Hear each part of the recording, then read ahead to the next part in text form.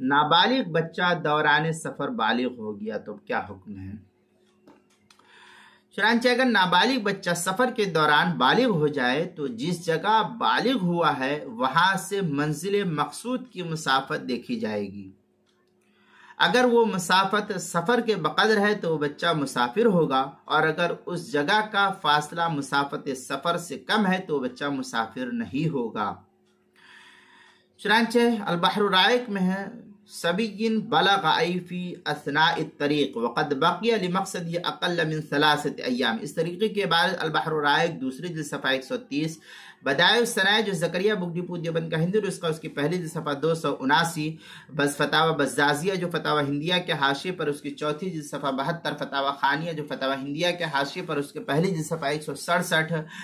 حلبی کبیری صفحہ 542، فتاوی تاتار خانیہ دوسری جلد صفحہ 41، فتاوی شامی جو بیروت کا چھپا ہوا نسخہ اس کی دوسری جلد صفحہ 540، کتاب المسائل پہلی جلد صفحہ 566 پر اس کو نقل کیا گیا ہے۔